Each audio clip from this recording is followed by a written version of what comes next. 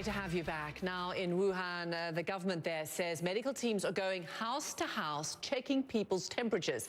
It also says people can self-report, but warns that police can take compulsory measures if they don't.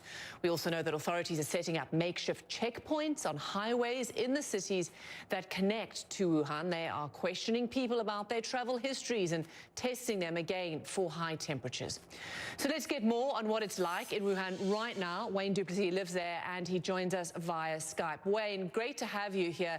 I know we've spoken before, but what is it like in Wuhan at the moment? Just describe what it's like living there.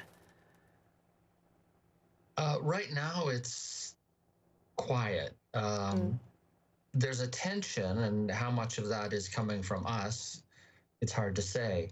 It's quiet mostly because things are being locked down.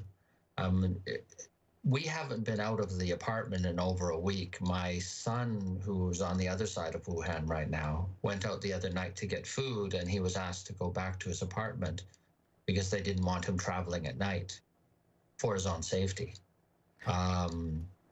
And we have heard reports that there are stores open. The large Walmart that is also a grocery store, that's still open.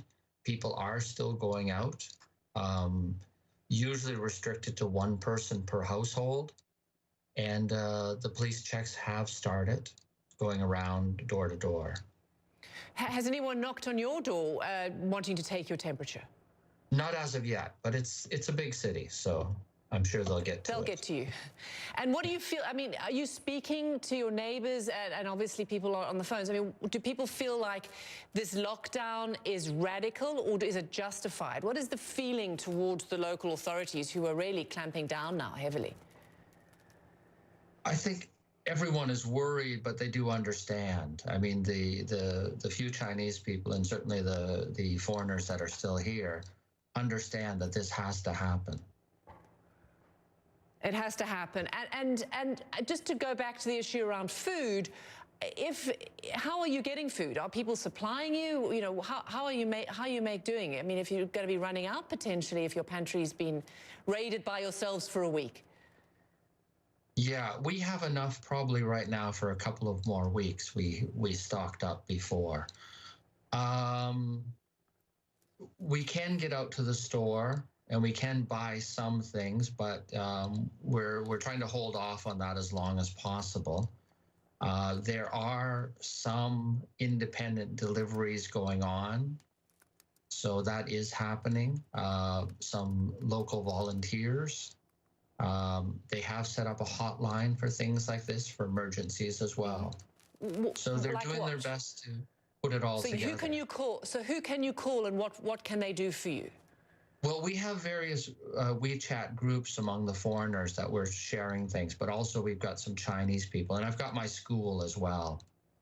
So I'm still in contact with my school, and actually we've been planning lessons the last week, so we'll start teaching online on Monday.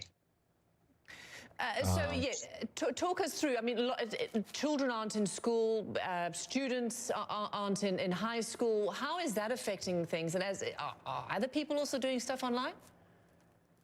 Well, a lot of things are happening online, you know, except in the case where factory workers, for instance, you know, the people who are making medical gowns and gloves and things and masks, they've had to go back.